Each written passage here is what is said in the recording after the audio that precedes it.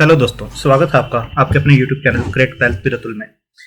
मैं हूं आपका दोस्त अतुल गोयल। आज हम बात करेंगे विकास मल्टीकॉर्प की। विकास मल्टीकॉर्प एक पेनी स्टॉक है। पेनी स्टॉक हमने पहले भी इस पे काफ़ी वीडियोज बनाई हैं और नीचे के लेवल से इसने जब एक अच्छा मोमेंटम दिया था, अच्छी वेल्थ क्रिएट करके दी थी, 20-21 गुना के आसपास ये जो स्टॉक था काफ़ी कम समय में हो गया था और वैल्यूएशंस काफ़ी हाई हो गए थे इसके। तो न्यूज़ इसके ऊपर काफ़ी आती हैं और काफ़ी चर्चा में रहता है। काफ़ी ट्रेडर्स का और इन्वेस्टर्स का फेवरेट स्टॉक रहा है। बट ऊपर के लेवल से जैसे जैसे इसने वेल्थ को इरोड किया है और एक लेवल के ऊपर अब ये रेंज के ऊपर बनता हुआ नज़र आ रहा है। तो क्या रेंज है वो और किस रेंज के ऊपर ये बना हुआ है, क्या ये लोअर रेंज के अंदर है और क्या इस रेंज को ब्रेक कर सकता है, उसके ऊपर हम बात करेंगे। क्योंकि कोई भी शेयर पहले तो एक अच्छे सेक्टर से बिलोंग करना चाहिए, फिर उस कंपनी के फंडामेंटल्स अच्छे होने चाहिए। और फंडामेंटल जब हम चूज कर लेते हैं किसी कंपनी के और उसके बाद उसकी वैल्यूएशंस को देखते हैं कि किस वैल्यूज के ऊपर वो स्टॉक जो है डिजर्व करता है और उस वैल्यू के ऊपर ही हमें उस स्टॉक को लेना चाहिए और उसका बाइंग जोन जो होता है उसके ऊपर लेना चाहिए या रेजिस्टेंस को ब्रेक करने के बाद उसे लेना चाहिए। तो फंडामेंटल हम जरूर चेक करेंगे, किस टाइप की न्यूज आती हैं उसके ऊपर ही हम बात करेंगे। और सबसे बड़ी बात है टेक्निकल्स के ऊपर हम जरूर बात करेंगे, किस टाइप के इसके टेक्निकल्स हैं और किस प्राइस के ऊपर इसे लेना चाहिए। सबसे पहले बात करते हैं निफ्टी 50 की। निफ्टी 50 आज भी काफ़ी प्रेशर में है। 1.34% की गिरावट के साथ ये अभी भी काम कर रहा है। अगर लाइव मार्केट में आप देखें तो 14,528 के आसपास ये काम कर रहा है। आज का जो लो था 14,855 के ओपन जो है 14,855 पे हुआ था। हाई जो था 14,875 का है और जो लो था इसका 14,478 के आसपास का है और अभी जो काम कर रहा है 14,526 के आसपास 1.32% के आसपास की गिरावट के साथ 194 पॉइंट से गिरा हुआ है इस टाइम पर। अगर 5 दिन की बात करें तो एक डाउन ट्रेंड के अंदर जो है निफ्टी दिखाई दे रहा है। 15,302 से आप देख सकते हैं एक रेंज के अंदर था, बट यहाँ पर 14,800 जब इसने ब्रेक किया तो एक अच्छा खासा जो है डाउनफॉल, स्टीप डाउनफॉल इसके अंदर दिखाई दे रहा है। अगर विकास मल्टीकॉर्प की बात करें तो विकास मल्टीकॉर्प को भी हम रिफ्रेश कर लेते हैं पहले।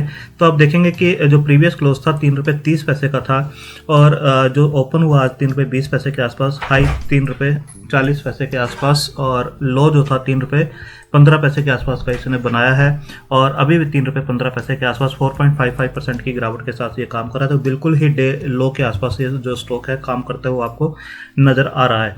तो कैसा इसके अंदर मोमेंटम है उसको भी हम देखते हैं। जैसा मैंने आपको पहले बताया, जो स्टॉक का 52 वीक लो है 90 पैसे के आसपास का है और हाई जो है 21 रुपये 40 पैसे का है। तो यहाँ से जो स्टॉक था बिल्कुल ही आप देख सकते हैं इस चार्ट को, जो 1 रुपये के आसपास का ये स्टॉक था तो 21 रुपये को इसने टच किया था। 20-21 गुना वेल्थ इसने क्रिएट कर दी थी विद इन बहुत ही कम समय में। उसके बाद से जब से ये स्टॉक ऊपर से नीचे चलना स्टार्ट हुआ तो काफ़ी नीचे आया, फिर कंसोलिडेट हुआ एक रेंज के अंदर, अगेन जो है डाउन ट्रेंड के अंदर चलता हुआ ऊपर के लेवल से काफ़ी ज़्यादा नीचे आता हुआ नज़र आ रहा है। अगर हम बात करें इंट्राडे में जो लेवल्स हैं इसके 3 रुपये 15 पैसे, आप यहाँ पर देख सकते हैं कि लोअर सर्किट जो बनेगा इसका 3 रुपये 15 पैसे के आसपास बन रहा है।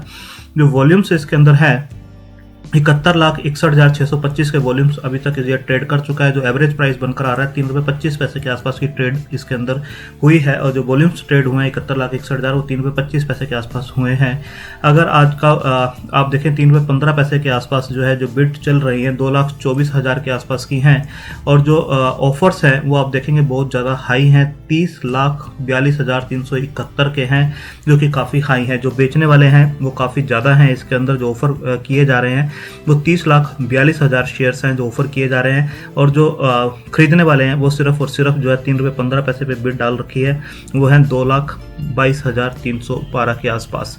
तो आप देख सकते हैं ऑफर बहुत ज़्यादा है और बिड जो है बहुत कम है। इसके बाद ये जो स्टॉक है किस सेक्टर से बिलोंग करता है आप देख सकते हैं। सेक्टर जो है FMCG फार्मा को अभी इन्होंने एक्विजिशन किया है। उससे पहले काफ़ी ब्लॉक डील्स इसके अंदर थी जिसके अंदर ये काफ़ी जो है चर्चा में भी रहा था। उसके बाद FMC सेक्टर के अंदर जैसे जैसे इन्होंने एक्विजिशंस किए थे, जो एल्युमिनियम फॉयल से रिलेटेड था, हाइजीनिक जो था FMC सेक्टर से रिलेटेड, तो बताया जा रहा था कि काफ़ी अच्छे उसका स्कोप है आने वाले टाइम में, क्योंकि हाइजीन जो है हमेशा से अच्छा जो है एक कंसर्न रहा है इंडिया में। तो काफ़ी अच्छे चलते हुए ब्रांड्स इन्होंने एक्विजिशंस किए थे, तो वहाँ से जो थे रिवेन्यूज़ बढ़ते हुए जरूर दिखाई देने चाहिए थे। बट रिजल्ट्स कैसे दिए हैं उसके ऊपर हम बात करेंगे, एनुअल रिजल्ट्स कैसे हो सकते हैं उसके ऊपर भी बात करेंगे। अभी जो नाम चेंज था उसके ऊपर भी आने वाले टाइम में जो नाम चेंज होगा उसके ऊपर भी हम बात करेंगे। तो बात करते हैं मार्केट कैप की। तो 219 करोड़ का मार्केट कैप है, 40.6 करोड़ की डेट यहाँ पर दिखाई दे रही है। डेट टू इक्विटी रेशियो जो है 0.76 के आसपास की नज़र आ रही है। तो डेट टू इक्विटी रेशियो जो है 2022 तक का इनका टारगेट है। जो न्यूज़ थी कि 2022 तक ये डेट फ्री कंपनी इसको करेंगे, उसके लिए थोड़ा सा स्टेक जो है सेल करना पड़ सकता है इनको। तो एक डेट फ्री कंपनी देखना होगा आने वाले टाइम में डेट फ्री होती है या नहीं होती है। बट जो मैनेजमेंट का फोकस है वो बताया जा रहा है कि काफ़ी डेट इन्होंने रिड्यूस की है और आने वाले टाइम में डेट फ्री कंपनी हो सकती है। ROC 8.08% का है, ROE 3.07% का है। अगर इंडस्ट्री पी देखें 35.8 का है, जबकि इसकी जो पी है बहुत ज़्यादा हाई है क्योंकि रिजल्ट्स उस रेशियो में नहीं है, जिसकी वजह से EPS आपको बहुत ही कम दिखाई दे रही है। बुक वैल्यू 0.81 की है। अभी भी जो स्टॉक है 4.09 जो प्राइस टू बुक वैल्यू है उसके ऊपर चलता हुआ दिखाई दे रहा है। तो अभी भी वैल्यूएशंस यहाँ से भी काफ़ी हाई नज़र आ रहे हैं। फेस वैल्यू 1 की है, डिविडेंड ये पे नहीं करते हैं। 52 वीक हाई से काफ़ी स्टॉक करेक्ट हो चुका है, 21.4 था और वहाँ से करेक्ट होकर 3 रुपये के आसपास अभी ट्रेड कर रहा है, 3 रुपये 15 पैसे के आसपास, और जो लो है 90 पैसे का है। स्टॉक देखेंगे तो काफ़ी वीरिश मोड के अंदर है क्योंकि 50 DMA और 200 DMA दोनों से ही काफ़ी स्टॉक नीचे काम कर रहा है। 50 DMA 4.25 की है, स्टॉक अभी 3.15 के आसपास काम कर रहा है। 200 DMA भी 6 के आसपास की है। रिजल्ट्स जो थे जो इन्होंने एक्विजिशंस किए थे, इस रिजल्ट्स के साथ भी इन्होंने एक फार्मा कंपनी को एक्विजिशन किया है, एडविक फार्मा करके। उसके रिवेन्यूज आने वाले टाइम में देखने होंगे किस टाइप के इसके अंदर ऐड होते हैं, प्रॉफिट्स कैसे ऐड होते हैं। और सेल्स जो इस बार निकल कर आई थी वो किसी भी एंगल से अच्छी नहीं थी, 9.43 आप देख सकते हैं।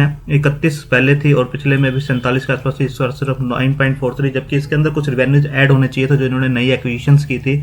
ओपीएम परसेंटेज जो किसी भी कंपनी के लिए मेन होती है वो भी माइनस के अंदर इस क्वार्टर के अंदर आई थी, ये भी किसी भी एंगल से अच्छा नहीं है। ऑपरेटिंग प्रॉफिट देखेंगे, एक्सपेंसेस बढ़ते हुए नजर आए तो ऑपरेटिंग प्रॉफिट्स भी -2.51 है। अदर इनकम जो है काफ़ी ज़्यादा थी इस बार, पहले कुछ क्वार्टर्स में आप देखेंगे काफ़ी कम रहती थी। इस बार 3.76 के आसपास की जो अदर इनकम थी, जिसकी वजह से जो है नेट प्रॉफिट्स आपको प्लस में होते हुए दिखाई दिए हैं। बट ये जो प्लस में हुए हैं ये भी काफ़ी कम है, सिर्फ 0.07 के आसपास है। अगर पिछले क्वार्टर्स में देखें तो 0.31 और दिसंबर 2019 में 1.13 के नेट प्रॉफिट्स थे। तो यहाँ पे किसी भी एंगल से रिजल्ट्स अच्छे नहीं थे, जिसकी वजह से स्टॉक काफ़ी करेक्ट होता हुआ आपको दिखाई दिया। अगर डेट की बात करें 9.60 करोड़ का डेट था, अभी 40 करोड़ के आसपास है। बट जैसे मैंने बताया आने वाले टाइम में डेट हो सकता है कि कुछ रिड्यूस होता हुआ दिखाई दे। ये सिर्फ अभी न्यूज़ है, जैसे जैसे रिड्यूस होगा उसके ऊपर हम नज़र रखेंगे। शेयर होल्डिंग पैटर्न की बात करें तो 59.23 जो प्रमोटर की होल्डिंग थी वो सिर्फ 33.72 के आसपास रह गई है, और FII की होल्डिंग 13.18 के आसपास की है, DI की 0 है, और पब्लिक के पास 53.10 के आसपास का स्टेक है। और आने वाले टाइम में जो ब्लॉक डील्स हुई हैं उसके अंदर आप देखेंगे FII ने अपना माल काफ़ी यहाँ पर रिड्यूस किया है। स्पेशली आप देखेंगे अल्बुला जो इन्वेस्टमेंट है यहाँ पर काफ़ी स्टेक इनका कम होता हुआ आपको नजर आएगा आने वाले टाइम में जब ये शेयर होल्डिंग पैटर्न को अनाउंस करेंगे दोबारा से। और पब्लिक की होल्डिंग यहाँ पर भी और इंक्रीज होती हुई आपको नजर आएगी। अगर डेटा डेज को देखें तो डेटा डेज आपको 273 के आसपास दिखाई देंगे। जो भी ये अपने सर्विसेज या प्रोडक्ट्स देते हैं उसके एवज में जो पैसा आता है क्लाइंट से वो 273 के आसपास का है, जो कि काफ़ी हाई नजर आता है। इसके बाद देखेंगे 15 मार्च को जो एक मीटिंग हुई थी उसके अंदर जो रेजोल्यूशंस पास हुए हैं आप देख सकते हैं, 3 रेजोल्यूशन थे। To increase in authorise share capital of the company, और second to authorise capital raising through instance of equity share और अदर कन्वर्टिबल सिक्योरिटीज, और तीसरा था to change name of the company.